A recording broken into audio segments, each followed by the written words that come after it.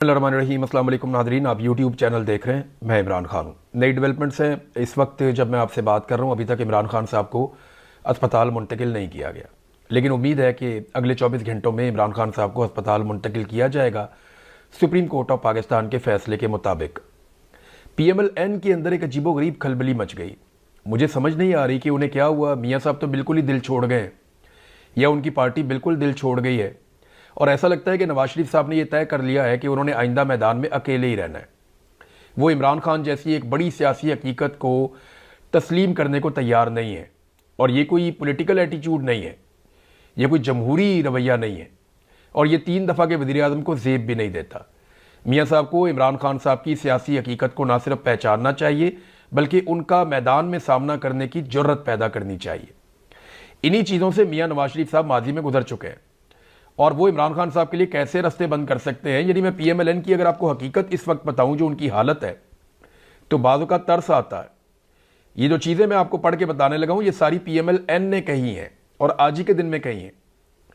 यानी आप देखें, तारक फजल चौधरी कहते हैं कि फैसले पर मिनोअन अमल करेंगे। राणा सनाउल्लाह कहते हैं कि फैसला मेरिट पर मबनी है। नासिर भट्ट कहते हैं कि नवाज शरीफ के खिलाफ साजिश है।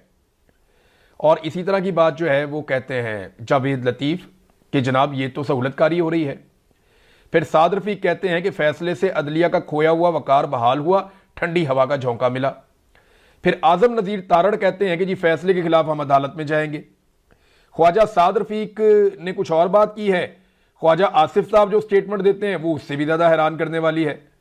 ख्वाजा आसिफ साहब कहते हैं कि जनाब इमरान खान साहब तो कोई NRO ढूंढ रहे हैं और NRO के चक्कर में है। PMLN के कुछ लोग जो हैं वो ये कहते हैं जनाब इमरान खान को NRO मिल गई। यानी जितने मुंह हैं उतनी बातें हैं। PMLN को ये पता ही नहीं है कि इस बात के ऊपर उनका बयानिया क्या है या उन्हें कहना क्या चाहिए। और इसकी वजह यह है कि मियाँ नवाज शरीफ साहब बहुत बड़ी बौखलाहट का शिकार है और क्लैरिटी नहीं है मियाँ साहब में कि एक्चुअली अब उन्हें करना क्या है। देखिए, ये हम सब जानते हैं, आपको भी पता है, PMLN को भी पता है, पीपल्स पार्टी को भी पता है। फजलुर रहमान साहब भी ये कहते हैं, जितने टाउट्स हैं जो मिलिट्री एस्टेब्लिशमेंट की तरफ से खबरें देते हैं वो सारे ये बात अपनी मुंह से कहते हैं कि इमरान खान साहब के ऊपर कोई कानूनी मुकदमा नहीं है। ये एस्टेब्लिशमेंट के साथ इमरान खान साहब की एक जिद और एक लड़ाई चल रही है।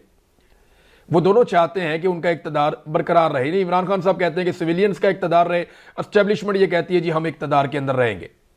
PMLN और पीपल्स पार्टी ने क्योंकि एस्टेब्लिशमेंट का रास्ता बनाया इक्तदार का साथ उन्हें शामिल रखने के लिए, तो उनके साथ वो खुश हैं। तो फड्डा तो ये है, सारे ये बात करते हैं, ये मुकदमा तो कहानियां हैं, ये तो जाली हैं। आज अगर पाकिस्तान की मिलिट्री एस्टेब्लिशमेंट या इंटेलिजेंस एजेंसीज अपना दबाव सुप्रीम कोर्ट और हाई कोर्ट्स के ऊपर से उठा लें, यानी निचले लेवल तक जजेस को मैनेज किया जाता है। मेरे पास एक जज के रिश्तेदार आए मेरे घर पे और उन्होंने आकर मुझे सॉरी कहा। मैंने कहा जी आप क्यों कह रहे हैं? कहते जज साहब ने मुझे भेजा है, आपका ना बाइज्जत बरी होना बनता था उस मुकदमे में, एक दहशतगर्दी का मुकदमा था। तो मैंने कहा जी फिर मुझे किया क्यों नहीं? तो उन्होंने कहा जी कि बहुत दबाव था, बहुत प्रेशर था, बल्कि हमें फाइनली ये कहा गया कि अगर आप इसमें छोड़ेंगे तो हम इसको किसी और में पकड़ लेंगे, लेकिन आपके लिए अच्छा नहीं होगा, तो हमें फिर आपका रिमांड देना पड़ा।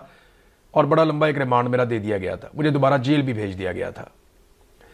तो यहां से आपको अंदाजा हो जाना चाहिए कि अदलिया को किस लेवल तक और कितनी निचली सतह तक जाके पाकिस्तान की इंटेलिजेंस एजेंसीज कंट्रोल करती हैं। आज अगर एजेंसीज ये दबाव खत्म कर दें तो इमरान खान साहब के केसेस तो रद्दी की टोकरी में जाएंगे, जैसा कि पहले भी गए हैं। अदलिया पे जितना कंट्रोल हासिल किया गया वो इसीलिए किया गया कि इमरान खान को कितने अरसे तक मैक्सिमम जेल के अंदर रखा जा सकता है या उसके ऊपर दबाव डाला जा सकता है।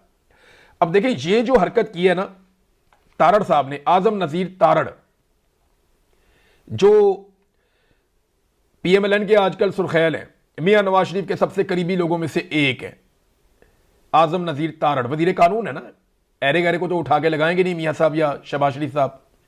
तो आजम नजीर तारड़ साहब ने कहा जी हमने मीटिंग की है और उसमें हमने ये फैसला किया है कि हम इस फैसले के खिलाफ नजरसानी की अपील करेंगे, ये वजीर कानून ने कहा। अच्छा, इसके अलावा एहसन इकबाल साहब ने कहा कि इमरान खान को अस्पताल भेजा जा रहा है, इस तरह तो कैदियों की पटिशन की एक लाइन लग जाएगी, हर कोई कहेगा कि हमें अस्पताल भेजो। तो यानी ये एहसन इकबाल साहब कह रहे हैं, जिनका साबिक वजीर आजम और लीडर जो है वो पाकिस्तान से लंदन ही चला गया था। तो तब इन्हें ख्याल नहीं आया कि जेलों में लाइनें लग जाएगी कैदियों की और वो आ जाएंगे अपने वीज़े लेकर और पासपोर्ट लेकर कि जनाब हमें लंदन भेज दो, हमें बरतानिया, जर्मनी, फ्रांस, अमेरिका, स्विट्ज़रलैंड, दुनिया के मुख्तलिफ ममालिक में भेज दो, हम भी चाहते हैं बाहर से जाकर इलाज करवाना। जिनका अपना लीडर प्राइवेट अस्पताल में इलाज करवाता रहा, जिनका अपना लीडर प्राइवेट डॉक्टर को हर वक्त अपने साथ रखता रहा, जिनका अपना लीडर इलाज के लिए सजा याफ्ता होने के बावजूद बरतानिया चला गया, स्टाम्प पे लिख कर दिया 50 रुपए वाले पर कि मैं जा रहा हूं 4 हफ्ते के लिए, फिर बात चलेगी 8 हफ्तों पे, और फिर 4 साल के बाद वो शख्स वापस तब आता है जब उसकी डील हो जाती है और एयरपोर्ट के ऊपर उसको सहूलत फराहम की जाती है, उसके मुकदमात खत्म किए जाते हैं, उसे इलेक्शन लड़वाया जाता है। अब जिनका लीडर खुद ये सारा कुछ कर गया, वो कैसे कह सकते हैं एक पॉलिटिकल पार्टी के लीडर को, जो साबिक वजीर आज़म भी है और जो इस वक्त पाकिस्तान का सबसे मकबूल रहनुमा है, वो उसे कैसे कह सकते हैं कि जनाब आपको इलाज के लिए जेल से बाहर नहीं निकाला जा सकता। इनके जरा माजी के आप स्टेटमेंट सुने, पहले स्टेटमेंट सुने, फिर तारड़ साहब के ऊपर बाद में जाते हैं।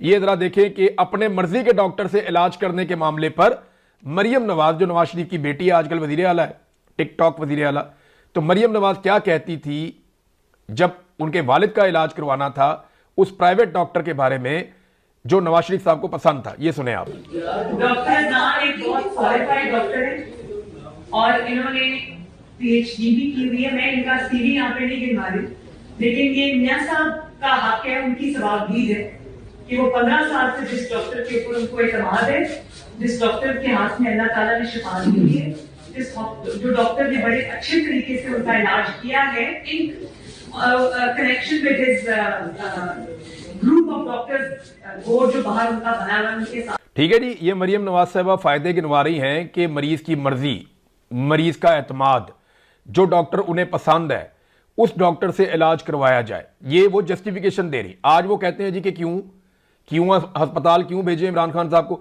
जरा ये सुने आपके उस दौर में परवेज रशीद क्या कहते थे, ख्वाजा आसिफ क्या कहते थे, मरियम नवाज, शहबाज शरीफ, एहसन इकबाल, हसन नवाज, हुसैन नवाज, या आपको याद होगा कि मरियम औरंगजेब हर 10 मिनट के बाद मियां नवाज शरीफ साहब की प्लेटलेस की रिपोर्टें लेकर मंजर आम पे आती थी और वो बताती थी कि ये और गिर गए, ये और गिर गए, ये और गिर गए, बेड़े ही गर्क हो गया।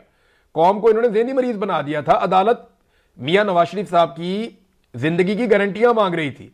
मुझे अच्छी तरह याद है, हम भूले नहीं हैं, हमारी याददाश्त कमजोर हो सकती है लेकिन हम इतने भी फारिग नहीं है कि बिल्कुल ही भूल जाएं। माजी में जो अदालतें थी वो नवाज शरीफ की जिंदगी की जमानत मांग रही थी इमरान खान से। यानी जब नवाज शरीफ साहब बीमार थे जेल के अंदर तो जमानत मांगी गई इमरान खान साहब से। अब जब इमरान खान साहब की हालत खराब की और उन्हें परेशान किया गया या उन्हें जानबूझकर बीमार किया गया जेल के अंदर, तो तब भी अदालत गारंटी अब की हुकूमत से नहीं मांग रही, उसी इमरान खान से मांग रही है कि जनाब आप इमरान खान के लवाहिकीन गारंटी दें कि अगर मुलाकात कराते हैं तो बाहर आकर कोई नापसंदीदा बात तो नहीं करोगे, कोई मेडिकल रिपोर्ट तो बाहर नहीं आ जाएगी। वहां 10-10 मिनट के बाद मेडिकल रिपोर्टें बाहर आती थी। हैरत होती है ना आपको। अब जरा सुने कि उस दौर में ये सारे अहबाब जिनके मैंने नाम लिए ये क्या कहा करते थे। परवेज रशीद से शुरू करते हैं और आगे बढ़ते हैं, सुने आप। इलाज और मुआवजे की सहूलतें जो हर कैदी का हक बनता है उनसे भी महरूम रखा जा रहा है। हुकूमत एक सोचे समझे प्लान के ऊपर मियां नवाज शरीफ की जान लेने पे तुली हुई है। रात को भी उन्होंने एंजाइना की शिकायत की थी, तकलीफ थी उनको, रात भर रही है। हुकूमत जो है वो बहुत इसको कैजुअल ले रही है और अल्लाह ने करे मियां नवाज शरीफ की सेहत को कुछ हुआ तो इसकी सारी जिम्मेदारी इमरान खान न्याजी पर और पीडीआई हुकूमत। सेहत के हवाले से खुदा न खास्ता कोई भी नुकसान हुआ तो इसकी बराह रास्त जिम्मेदारी इमरान खान साहब और वजीर आला पंजाब के ऊपर होगी। मेरी पूरी तवज्जो इस वक्त मियां साहब के बारे में, उनकी सेहत पर है फोकस्ड और उनकी जिंदगी पे है। मुझे सियासत के लिए पूरी जिंदगी पड़ी है। इस वक्त उनका लग के इलाज करवाने की जरूरत है। ये आपने सुना जी, लग के इलाज करवाने की जरूरत है। ये सारे के सारे जो हैं उस वक्त फायदे गिनवा रहे थे। और मियां नवाज शरीफ साहब को ये एक और खबर देखें आप, ये अंग्रेजी अखबारात में भी है, उर्दू अखबारात में भी है कि ये मियां नवाज शरीफ साहब को शिफ्ट कर दिया गया। कहां पे? मियां साहब का अपना जो प्राइवेट अस्पताल है जो मियां साहब को बहुत ज्यादा पसंद था, उस अस्पताल में मियां नवाज शरीफ साहब को शिफ्ट कर दिया गया, शरीफ मेडिकल सिटी, जहां पे जनाब जदीद इलाज की सहूलतें मौजूद हैं। और ये आज जो इंफॉर्मेशन मिनिस्टर है पंजाब में, यही खातून उस वक्त चिल्ला चिल्ला कर कह रही थी कि जनाब शरीफ मेडिकल सिटी में मियां नवाज शरीफ को ले जाया जा रहा है, वहाँ बड़ी फैसिलिटीज़ हैं, वहाँ उनका इलाज किया जाएगा। आप अंदाज़ा करें कि कैसे दोगले लोग हैं ये, कैसे मुनाफिक लोग हैं और कैसे बेईमानी करते हैं और लोगों को बेवकूफ़ समझते हैं कि लोग चीज़ें भूल जाएंगे। लोग चीज़ें नहीं भूलते। अब देखें हुकूमत ने फैसला क्या किया, आप गौर करें।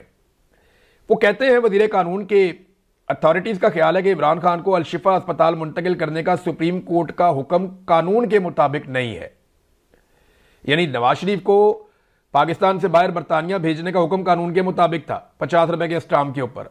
इमरान खान को इस्लामाबाद एक अस्पताल में भेजने का हुक्म कानून के मुताबिक नहीं है। कैसी मंतक है, कैसी साइंस है इनकी, समझ आ रही है आपको? अभी देखें, इमरान खान साहब के इलाज से मुताल्लिक हुक्म का जायजा लिया गया है। वजीर कानून फैसले पर नजरसानी के लिए सुप्रीम कोर्ट से रुजू करेंगे। वजीर कानून हुक्मनामे के दीगर निकात पर भी मुशावरत की गई है। वजीर कानून क्या सुप्रीम कोर्ट का हुक्म तमाम कैदियों के लिए होगा? वजीर कानून ये उस वक्त नहीं पूछा जब नवाज शरीफ को सुप्रीम कोर्ट ने या अदालत ने उठाकर पाकिस्तान से बाहर भेज दिया था। क्या वो हुक्म भी सारे कैदियों के लिए था? जेलों में बहुत से कैदी हैं जिनकी सेहत के मसाइल हैं, तो उस वक्त भी थे। सजाए याफ्ता कैदियों को सरकारी अस्पतालों में इलाज फराहम किया जाता है। क्या सुप्रीम कोर्ट का हुक्म तमाम कैदियों के लिए होगा? ये वजीर कानून ने कहा। अब ये कह रहे जी हम इसके अंदर अपील करने के लिए जाएंगे। लेकिन मजे की बात यह है जो इंतजार हुसैन पंजूथा साहब ने बताई कि आजम नजीर तारड़ साहब ने यह फैसला करने से पहले फैसला पढ़ा ही नहीं। यानी इस फैसले को चैलेंज करने का जो फैसला किया गया कि हम नजरसानी की अपील में जाएंगे, उस अपील में जाने से पहले यह वाला फैसला पूरा पढ़ा ही नहीं। इसका अगर 12 नंबर पॉइंट वो पढ़ते हैं तो इस पैराग्राफ के अंदर लिखा हुआ है the question of maintainability of the petition as well as the other objection that may be raised by the respondents shall be examined on the next date of hearing. The respondents shall also be at liberty to file their concise statements. अब वो ये कहते हैं, ये supreme court क्या कह रही है, इस पे जरा आप गौर करें कि फैसले में अदालत ने वादे तौर पे कहा है कि इस पिटीशन के कानूनी तौर पर काबिले समात होने या किसी कानून के मुताबिक होने और तमाम दीगर एतराजात के लिए फैसला अगली तारीख पे किया जाएगा। जब एक केस ही काबिले समात है, अभी वो चल रहा है, अदालत ने उसमें एक अबूरी ऑर्डर दिया है, इसकी मेंटेनेबिलिटी या बाकी चीज़ों के ऊपर आपको एतराज़ करना है तो आपने इसी अदालत में करना है, क्योंकि केस अभी ख़त्म नहीं हुआ, केस अभी चल रहा है, ये डिस्पोज ऑफ नहीं हुआ। जब ये केस ख़त्म हो जाएगा तो तब ये इख्तियार होगा दोनों पार्टियों में से किसी के पास भी कि वो इसकी अपील में जा सकती है, नजरसानी की अपील में जा सकती है। ऐसे ये अपील में कैसे चले जाएंगे? अभी तो ये केस चल रहा है। तो आजम नजीर तारड़ साहब को पहले आज का हुक्मनामा पढ़ना चाहिए था। आपकी प्रेस कॉन्फ्रेंस का जवाब आज के हुक्मनामे में मौजूद है, एक बार फिर गौर से पढ़ लीजिए। ये बात की इंतजार हुसैन पंजूथा साहब ने। अब ये कानून के एक छोटे से तालिब इल्म को भी इस बात का पता है और पंजूथा साहब ने दुरुस्त निशानदही की है। जावेद हाशमी साहब जो है ना, याद रखिएगा ये किरदार बहुत बड़ा है। जावेद हाशमी आम आदमी नहीं है। अगर आपको कभी लगे कि आपने पॉलिटिशियन बनना है तो आप जावेद हाशमी को अपने जहन में जरूर रखिएगा। अगर आपने पाकिस्तान में पॉलिटिक्स करनी है ना, तो आपके तरक्याती मॉडल आपका कुछ भी हो, गवर्नेंस का मॉडल आपका कुछ भी हो, लेकिन मुजामत करने के लिए आपको जावेद हाशमी जैसा होना चाहिए। जब नवाज शरीफ साहब को अस्पताल मुंतकिल किया जा रहा था, उनके इलाज का मामला चल रहा था ना, तो उस वक्त इंसानी हमदर्दी के तहत जावेद हाशमी नवाज शरीफ के साथ खड़े थे। जब किसी और के साथ ज्यादती हो रही थी तो वो वहां पे खड़े थे। आज इमरान खान के साथ हो रही है, आज यहां पे खड़े। जावेद हाशमी का ट्वीट जो है ना, वो पढ़ने से ताल्लुक रखता है। उन्होंने जो बात की है, उन्होंने कहा जी ये फायदा तो हुआ कि इमरान खान का इलाज हो जाएगा, मगर जिन शराइत पर उसे अस्पताल भेजा जा रहा है वो बहुत ही शर्मनाक है। इसमें कोई शक नहीं कि आसिम मुनीर ने इमरान खान पर जो जुल्म ढाए हैं वो शायद ही किसी और सियासी कैदी पर हुए हों, मगर ये जश्न मनाने का वक्त नहीं है। यकीन से कहता हूं कि अगर इमरान खान को पता चल गया कि उसे इन शराइत पर अस्पताल भेजा जा रहा है तो वो खुद उठकर वापस जेल चला जाएगा। मैंने आपको पिछले वीलॉग में एक बात कही थी, मैं बार बार दोहराना नहीं चाहता। मैं भी ये चाहता हूं कि वो कौम का इतना बड़ा लीडर है, उसकी जान को खतरे में ना डाला जाए। लेकिन जब भी कभी आप इमरान खान की तौहीन करने की कोशिश करेंगे, उसकी इज्जत पर हमला करेंगे, तो वो अपनी जान से ज्यादा अपनी इज्जत की हिफाजत करने की कोशिश करेगा। ये उसकी कमजोरी है। वो आपको अपना हीरो वाला स्टेटस कभी नहीं देगा। वो आपके सामने सरेंडर करके कभी शर्मिंदा नहीं होगा। ये इमरान खान है, ये नवाज शरीफ या आसिफ अली जरदारी नहीं है। आपको ये बात समझनी पड़ेगी। ये वो आदमी नहीं है कि जनरल फैज को नवाज शरीफ ने कहा कि मरियम नवाज का ट्विटर नहीं खलोंदा, तो उसके बाद नवाज शरीफ ने जनरल फैज के सामने मरियम नवाज को कहा कि भाई आज के बाद जो है ना वो ये तुमने ट्विटर नहीं चलाना और ये बंद करना है। फिर 6 महीने मरियम नवाज का ट्विटर बंद रहा। ये इमरान खान है, आप देखते जाएं। अभी तो इसमें ना जावेद हाशमी ने आगे जो बात की, उन्होंने कहा कि दरअसल आसिम मुनीर और इसकी फौज फंस चुकी है, मसला तरमीम का है। नून लीग और पीपल्स पार्टी तरमीम के वादे से भाग रहे हैं। इन जमातों की अपनी कोई सियासी कुव्वत नहीं है, इन्हें सिर्फ तरमीम पर आमादा करने के लिए सब किया जा रहा है। वो भी अपनी हैसियत जानते हैं। उन्होंने बिलाखर आमादा हो जाना है, फिर फौज ने 1 मिनट लगाए बगैर इमरान खान पर किया जाने वाला जुल्म दोबारा बरकरार कर देना है। बांग्लादेश ने आज अपनी फौज को बैरकों में वापस जाने का हुक्म दे दिया है। तमाम कारोबार जब्त कर लिए गए हैं और फौज को सिर्फ बॉर्डर तक महदूद कर दिया गया है। 6 जून 1985 से कह रहा हूं कि हमारी फौज को भी बैरकों में वापस जाना पड़ेगा।